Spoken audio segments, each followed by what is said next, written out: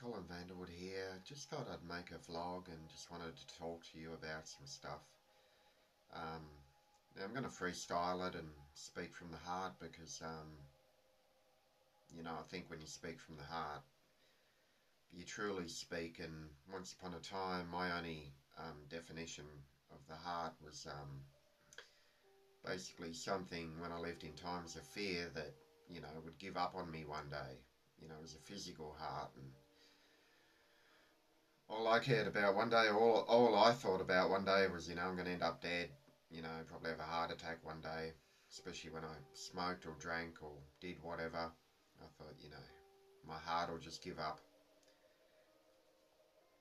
I don't know, you can discover things in life that lead you to other paths, and you probably discover that there's more to life and there's a different kind of heart. And from that heart, other things become clearer. So I just wanted to discuss, a bit of history, what I'm about, what I've been through, and the person I try to be. I'm 38, and some people say, oh yeah, but you don't look it. I've been through, as Greg Pleat would say, you have to, some people, or basically everyone in life needs to crawl through the mud in order to reach the higher ground. None of us are perfect, and I'm talking none of us in life are ever perfect. No one is born, the perfect person. No one should ever expect to be perfect. Nobody ever will be perfect. I'm sure even, the Dalai Lama would have moments where, he's not. I don't think there's a possibility of any human on this planet ever being perfect. But in the past week I've discovered a lot of stuff. I had to let go of a lot of stuff from my youth and my past. And a lot of that was ego, anger, resentment, holding on to things. I've done a lot of releasing of that in recent times, but getting to the point, people are not going to like you in life, and a lot of people don't. And if you express an opinion, I compare it to, some people build buildings in life, and unfortunately there's those among us that love to bring those buildings down. Now, you could say, well, you feel horror at people that are into destruction and that want to bring buildings down and crumble. I just believe that, you come to a point in your life where, you witness destruction on that level and you feel abhorrent, you feel horror, you feel shock from it. You witness hate, you witness anger, you witness violence, you witness murder, you witness death, and it's not a great thing to witness in the world we live in. Now, you can be in competition with people. You can be like, I want to be better than that person, I'm stronger than this person, I'm going to, exhibit the force and the power that I've got. The ego comes into effect, this person has upset me, And I used to live like that. I would crumble if someone said something that upset me. I'd literally crumble to the knees. It would break me. Now, you can gain an inner strength, and that comes from beating challenges and becoming a better person. And part of that is gaining inner strength from what you've been through.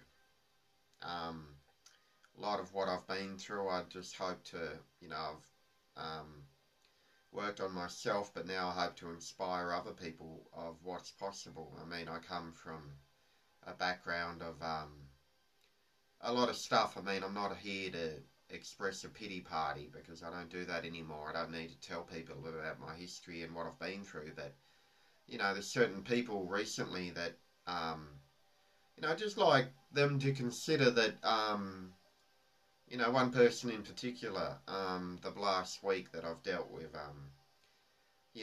I really support what you do. I truly like what you do. Just contemplate this. I'd like you to just think about this. I was living your life in a sense. I'm saying back in my day it was different. by definition, I was living your passion. I was doing what you do. I was living it. I was loving it. But just think, 3 months in the Adelaide Children's Hospital at age 14 brought that to a crashing halt. Just stopped it. Just contemplate for a moment. If that hadn't happened, who knows? I could be doing what you're doing. Could be living your life, because you're doing what you're doing, and it's a purpose. It's a passion. I say in life, if you don't know your purpose in life, discover your passion, for your passion will lead you directly to your purpose. And that's a quote by somebody, J.D. Blake or a bishop or somebody made that quote up, and I think it's so true. You know, everyone in life's doing a purpose, everyone's doing a passion, everyone's doing what they feel they love, and that could be anything that's applicable to that person. It could be drug addiction, you know, they could be enjoying LSD, or they could be enjoying whatever. They could be a graffiti artist, you know, they could be, there's a lot of ego in that culture, I know, a lot of that, you know, there's like, in the aerosol art culture, you know, it should be about people working together for building the better cause, but you know, there's conflict and there's ego in graffiti. You know, in the 80s it was the subway art and the old school spray can graph, and then in recent times you had like Banksy and people that like encourage this new stencil phenomenon, and then you get conflict. Like you get the old school writers that were into, you know, the old school elements of pieces and subway cars, and they believed that what they were doing was, you know, they believe they're better than, or they might not think Banksy is doing what they believe in, because, you know, everybody in life has an opinion. And I just gave up a long time ago on judging people. I no longer, you know, if I'm walking along the street, I no longer look at a person and make any judgments or presumptions or assumptions on the person they are, what they might do. Because, you know, like Mother Teresa, you could say, in the streets of Calcutta, you know, she could look at a dying person. Would she look at them as if, you know, this person was an alcoholic, they were drug addicted, or they were a murderer, or they were a terrorist, or they were a rapist, or whatever? Did she look at that person and, you know, judge them for that, or did she, in her eyes, she just saw that they're a human, and, you know, she just saw, you know, like Mother Teresa was the sort of person that, you know, in the decaying corpses on the streets of Calcutta, rather than focus on the decaying dead bodies, she'd like she'd see like manure. There'd be a flower growing from the manure. She'd choose to focus on the flower rather than the manure. And to put it bluntly, in life, I prefer to focus on the good things and the beautiful things, not the shit. Okay, so I've given up on focusing on the shit, because I focused on shit all my life. Where'd it get me? It ate me up so bad, it chews you up. It can literally lead to a lot of stuff. It can lead to problems. It can break you down.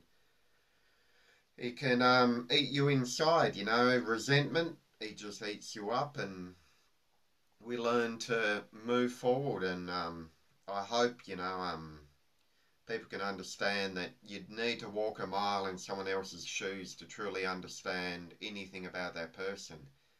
Now, people look at Arnold Schwarzenegger and they go, oh, you know, muscle guy, bloody dickhead.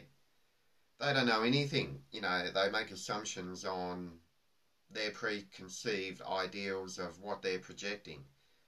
Now, what some of them don't know is stuff like that he's into. You know, he's one of the most phenomenal minds on the planet. Do they know that? No. Did they know that he, you know, was embracing meditation and stuff in the 70s and 80s and visualised everything he wanted to do and planned to become? No. They just looked at a person and based judgments on a simple, you know. Anyway, that's probably about all I just want to express in this vlog. I just want to say that I love on this planet what everyone does in a way, you know, and I agree with what a lot of people do. And I just, during the week, I took exception to one particular act of that a person did, and in hindsight, I stood up for what I believed in, and I truly believe that no one should use that sort of I grew up being bullied, and um, it's not a pleasant way to grow up. I'll just end with a story of bullying that led to gratitude, and I think this is a great story from my childhood that reflects on life really generally what it can do. In primary school, I was my best friend was a indigenous or Aboriginal, as we call them in Australia, boy, or he's into heavy metal. I was into heavy metal. I was into Slayer and Motley Crue and all the '80s bands. We'd do cassette tapes. We'd rip them. Or not rip them. Copy them. We'd have they're hard to get at the time, double tape decks, and pirate copy albums, because that's what we're all into as kids. You never want to pay for anything. Who does at that age? So anyway, we're into heavy metal, and we're just really passionate about heavy metal. Got on a good friends, and just remember one day at school, the head kid who was a footballer, and he was like a footballer that would have truly made it. Literally, he could have, he could kick like a football 50 metres, and the other kids like me could only kick it 10 metres. And to be honest, I was piss poor at football. I played Little League, and I was piss poor. I tried my hardest, but that's the main thing. I was played for Glenorchy Little League. I loved it. I went out every weekend.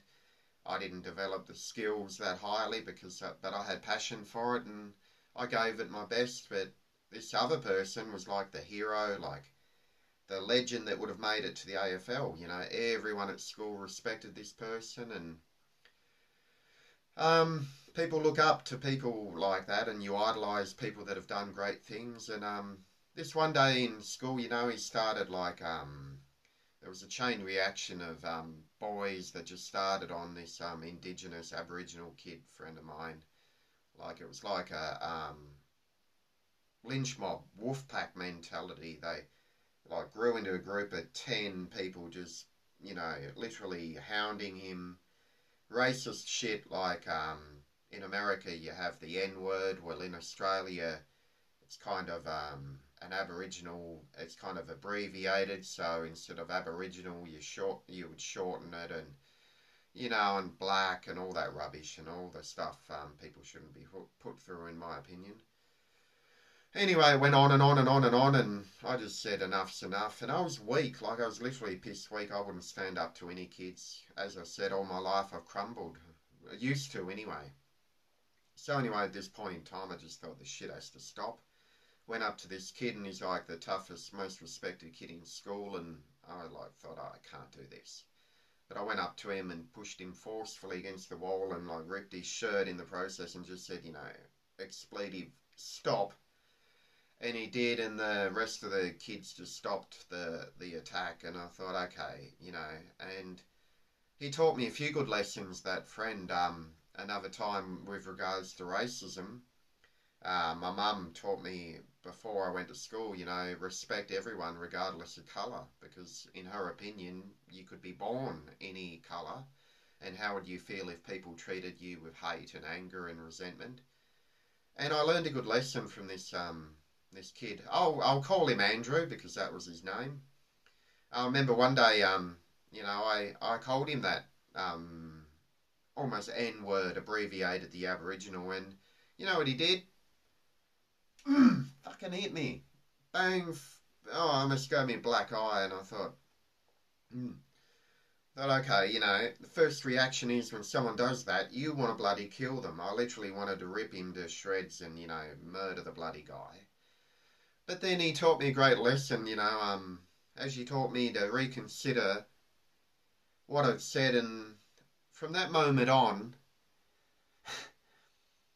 I never, ever, ever was racist or called, anybody an Abo or an Aboriginal or black, or I'd never used the N-word. I think it's, And from that moment on, I learned a good lesson from him. But, you know, an even better lesson, and this is the one that really strikes me, and I love telling this story. I've written about it in blogs, or in a blog. Years later, how many years? Well, in year 10, so that was in year 4, 5, I think, in primary school. In year 10 at high school, you know, I was in the schoolyard and, you know, I was controlled by these certain bullies. And this one day, this bully came up and I'd seen him, I'd witnessed him, you know, pounding people and bullying people. And he came up to me and he goes, this is my territory. I thought, okay. I replied, suck my... You can imagine the next word I used. Well, he didn't like that, did he? And he, like, grabbed me by the, you know, scruff of the collar and he's like... And I, you know, before I knew it, I looked around, the whole bloody school was there, like 500 bloody kids. I don't know how that happened so quick, but, like... hate attracts hate, I guess. And they all bloody, like the Gladiators run to the Colosseum. We're going to witness a battle. We're going to witness the egos. We're going to witness a fight. We're going to witness a warrior pound a lesser opponent to shit. We're going to witness a true champion punch someone to shit. We're going to witness someone victorious.